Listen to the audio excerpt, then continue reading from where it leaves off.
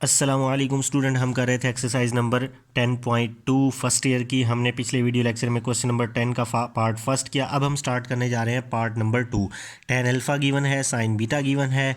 अब हमने फाइंड क्या करना है, sine alpha plus beta, cos alpha plus beta, ये फाइंड करना है। अब हमने गौर करना है, टेन भी नेगेटिव है, साइन भी नेगेटिव है। क्वेश्चन में उसने कहा है कि neither the angle of alpha और nor beta in fourth quadrant, ना ही अल्फ़ा ना ही बीटा फोर्थ क्वाड्रेंट में नहीं है।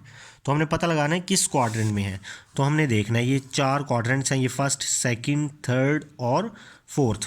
तो फोर्थ क्वाड्रेंट में नहीं है, तो हमने देखना है टेन नेगेटिव है। टेन नेगेटिव कहाँ कहाँ होता है, टेन नेगेटिव यहाँ होता है और यहाँ होता है। अब इसमें क्वेश्चन में तो कहा है नहीं है, तो इसका मतलब यहाँ है।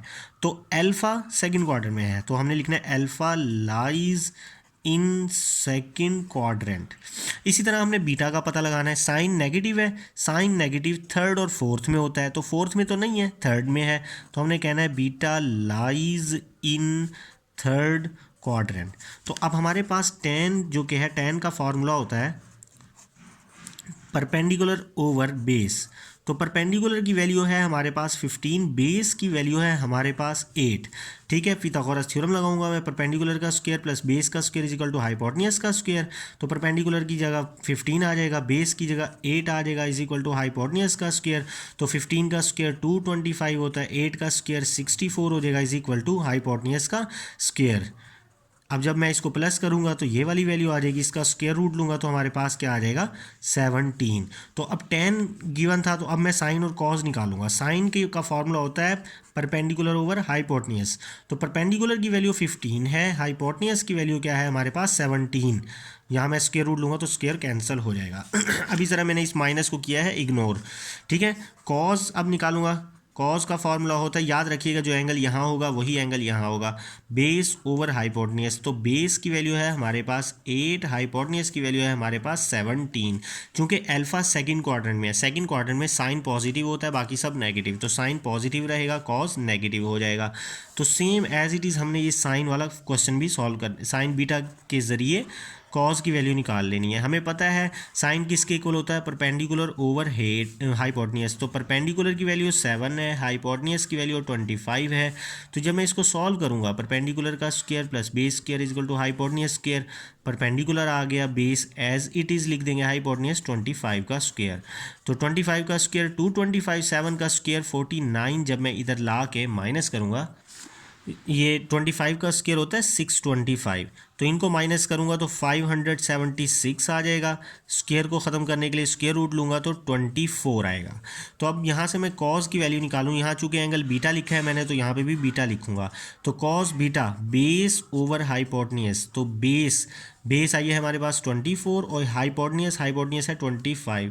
चूँकि हमारे पास थर्ड क्वाड्रेंट है, बीटा थर्ड क्वाड्रेंट में है, तो थर्ड क्वाड्रेंट में कॉस नेगेटिव होता है, तो कॉस को हमने रखना है नेगेटिव।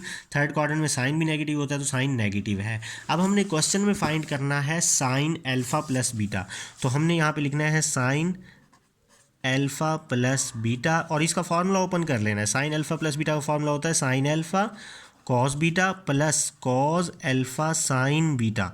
अब हमारे पास ये है साइन अल्फा की वैल्यू है 15 डिवाइडेड बाय 17।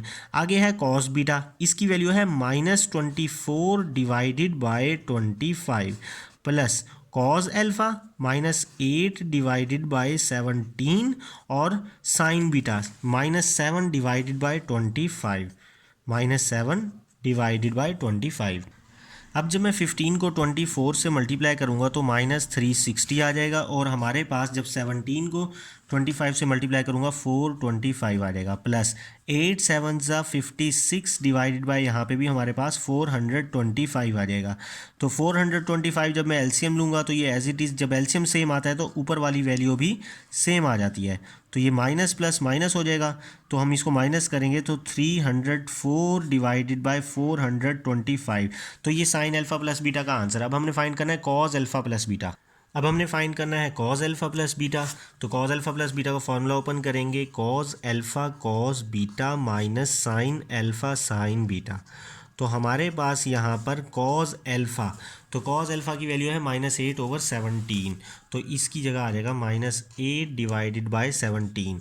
कॉस बीटा की वैल्यू है -24 डिवाइडेड बाय 25, तो -24 डिवाइड 25 माइनस साइन एल्फ़ा, तो साइन एल्फ़ा की वैल्यू है 15/17, तो 15 डिवाइडेड बाय 17, और साइन बीटा, ये साइन बीटा है, तो साइन बीटा की value -7 divided by 25, -7 divided by 25।